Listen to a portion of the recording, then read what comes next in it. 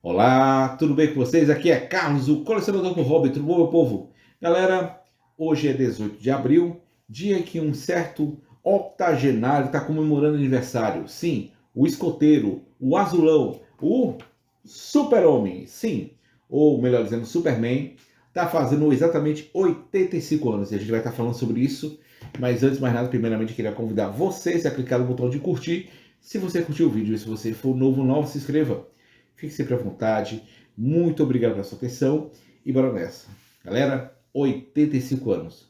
Esse super-herói apareceu em nossas vidas e não tem como não gostar desse herói. É um herói que simplesmente é marcante. Marcante em toda em nossa vida. Eu lembro que eu tive a roupinha do Homem de Aço também. Mas isso tanto é que às vezes o S é um plástico e tinha um cheiro que toda vez que eu encontro esse cheiro em algum plástico, me remete a esse momento. Mas hoje eu queria estar falando com vocês, nesse dia tão especial, quais foram as histórias mais marcantes na vida do Superman? O que é que você acha que foi uma história do qual você diz assim, pô, essa história aqui é muito boa e que, sinceramente, é uma história do qual me marca? Eu queria saber de vocês qual é que você tem de preferência e comente aqui nos comentários. Eu vou falar algumas das minhas que, sinceramente, são marcantes. Vou começar logo com a principal história, que eu, sinceramente, é uma história do qual eu amo essa história, por também me remeter à minha adolescência, que é a morte e o retorno do Super-Homem. Sim, gente, infelizmente, a morte e a volta desse herói é um evento do qual me marcou muito, porque eu lembro que eu não imaginaria que o Super-Homem iria morrer. Até foi noticiado no Jornal Nacional, gente, para você ter ideia. E eu acho que eu lembro algum flash a respeito disso. Mas foi um momento muito marcante, um momento do qual o Homem de Aço sai no braço com o Caba, sai no braço com o Apocalipse, que era um vilão, sinceramente, imparável. Era uma locomotiva sem, sem rumo, sabe? Eles se degladiando, cara. E esse momento, que é um momento chave, que justamente as páginas não tem quadros, só tem quadros grandes, né? Porque a história do Homem de Aço vai diminuindo à medida do tempo, certo? Tem momentos que tem 3 quadros, depois passa para 2 quadros, a história passa a ter 2 quadros por página, e aí até chegar o momento derradeiro, onde o nosso querido Homem de Aço vai pro além, né? E gera, sinceramente, uma das histórias mais marcantes, que é a questão do funeral para um amigo, que é uma história muito boa, e a volta dele. Então, assim, para mim, essa é uma história muito marcante, que, sinceramente, é a minha história favorita dele, certo? Uma outra história do qual, sinceramente, eu gosto, apesar de ser do Grant Morrison, cara, Superman All-Star, cara, essa história também é uma história muito boa, é uma história que, sabe, a viagem do Morrison nos leva a um momento assim, refletir, pô, e se o Superman estiver morrendo por uma superexposição do Sol, ele vai morrer, e o que é que ele tem que fazer nesse momento? É simplesmente curtir esse momento que lhe resta. Então, é isso que se resume essa obra, e é uma grande homenagem. Eu acho que o momento mais mágico para mim, do qual eu sinceramente eu digo assim, pô, que incrível é o Lex Luthor, que ele consegue pegar os poderes do Superman, ele começa a enxergar o mundo como o Superman vê. E ele fica tão atônito que ele não acredita. Ele começa a ver que não faz sentido, as leis da física funcionam de um jeito diferente. E esse é o momento para mim que eu acho que é mais, eu fiquei de braço arrepiado, assim, pô, cara, que história. Então, essa é uma grande história do Morrison que eu gosto, e é uma grande história do Azulão. Cara, muito boa mesmo. Outras histórias dos quais eu gostei, que assim, não é meu favorito de todo mundo, é, por exemplo, O Último Filho. Para mim é uma história muito legal também, porque traz a vinda de um kryptoniano para a Terra, o qual o Superman meio que se familiariza com ele, porque afinal de contas ele está sozinho no mundo, igualzinho a ele, como ele veio ao mundo. Mas na verdade esse garoto é filho do seu pior inimigo, o General Zod. Então, cara, e o desenho é feito pelo o irmão do Wade Kubert, o Adam Kubert. E, cara, essa história é fantástica. Muito, muito bacana. Eu adoro. Tem um momento que eu acho que eu fiquei... Sabe aquele momento que você fica na ponta do pé de tão emocionante que está sendo essa história? É o momento do qual o filho do Zord, ele consegue aprisionar o pai e a mãe, né, na Zona Fantasma. Só que a Zona Fantasma está tragando tudo que está acontecendo, tudo que está na Terra. E é o momento que o, o filho, né, que ele chama, ele bota o nome de Christopher Kent, eu acho que é obviamente uma homenagem ao Christopher Reeve, que ele vai selar a Zona Fantasma. E é o momento que ele fala até assim, para o alto e avante. É o momento que eu fiquei assim, caraca, que história fantástica, meu. Impressionante, eu gostei demais dessa história. Para mim é uma história muito linda. Saiu nessa coleção da Eagle Moss, mas tem também da Panini. Mas essa história aqui é uma das melhores histórias que eu já li na minha vida. Uma das melhores. Uma outra história que, sinceramente, eu adorei também.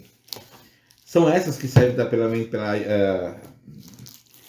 pela Eagle Moss, que é uma história envolvendo a Supergirl e outra, uma aventura com Batman e Superman, seu grande parceiro de vida, né, o Batman.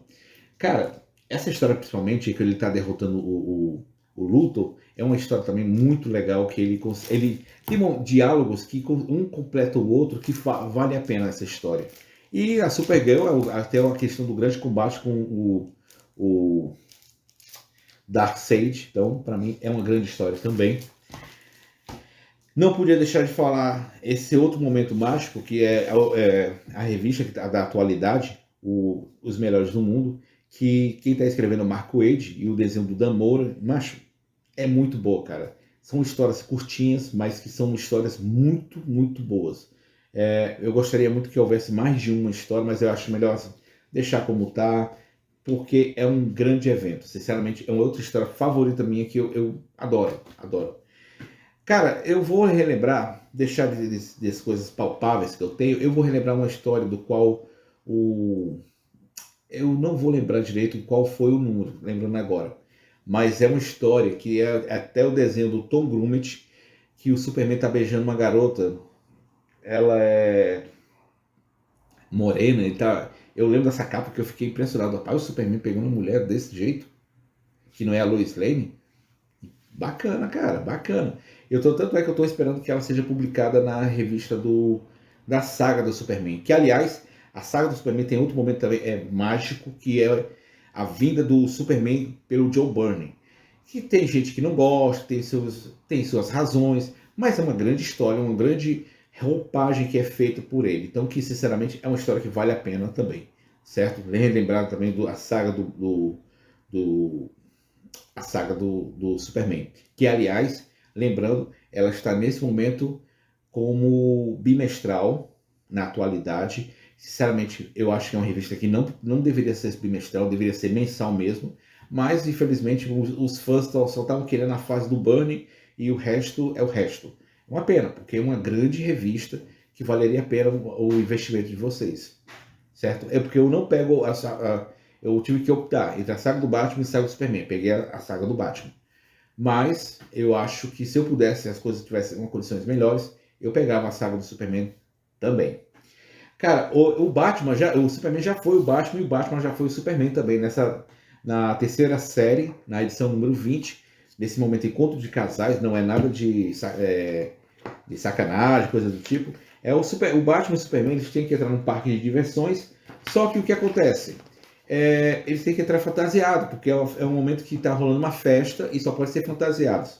E o que acontece? Os caras resolvem trocar de uniformes. Então, por exemplo, a Lois Lane vira a Mulher Gato, o Superman vira o Batman e o Batman, aliás, o Batman vira o Superman e o Superman vira o Batman. A Mulher Gato conseguiu só entrar seduzindo o maluco lá, o doidinho do parque. Aqui, olha essa página aqui, ó. Só isso ele fez com que ele pudesse entrar na festinha.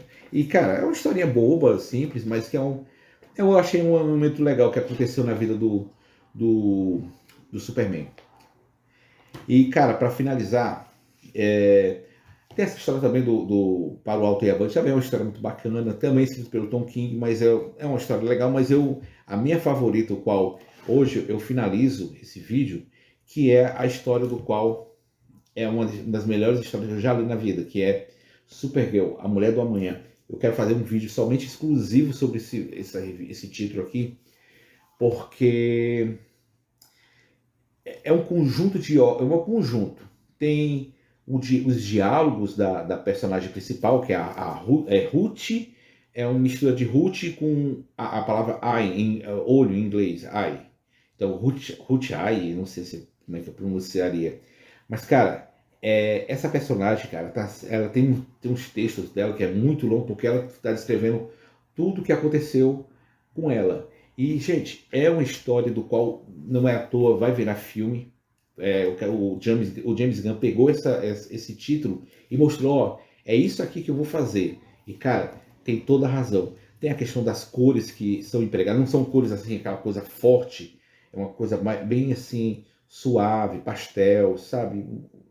Não sei se eu não entendo muito assim essa questão. São cores não tão vibrantes, mas são cores que impressionam. E, cara, o texto e os desenhos são inigualáveis. Então, para mim, essa sim é a história que não é do Superman, a Supergirl, mas é uma história da prima dele que me fez amar. E tem, claro, tem um elemento especial, foi porque eu estava lendo isso na maternidade. Então, para mim, é uma história que tenho que guardar com muito carinho. Essa, para mim, é essencial para mim.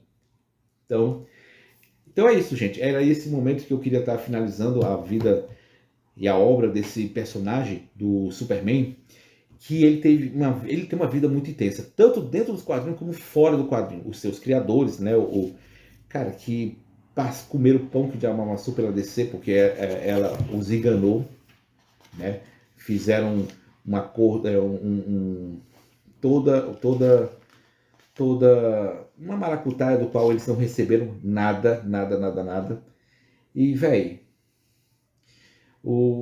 é uma pena que o Joe Shuster e o Jeremy Siegel não ficaram por um bom tempo sem ganhar nenhum VT em relação ao Superman, e só foram ganhar depois do lançamento do filme, com a ajuda do Neil Adams, que Capinani tomou a frente em relação a essa situação. E, cara, para mim é uma história muito, muito marcante, entendeu? Sem falar dos atores que interpretaram o Homem de Aço, né? O mais marcante para mim, o George Rivers, que era muito legal o seriado, eu revi alguns episódios, como o último, o Henry Cavill, que infelizmente não vai ser mais o Superman, agora é outro cara que a gente não sabe quem é. Tomara que seja um ator desconhecido, que faça brilhar cada vez mais. E, gente, é uma história bastante brilhante, que vale a pena o cara ler essas histórias do Superman, tá certo? Bom, galera, era isso que eu queria estar falando com vocês. Queria agradecer demais a atenção de todos. Muito obrigado. Até a próxima, se Deus quiser. Valeu.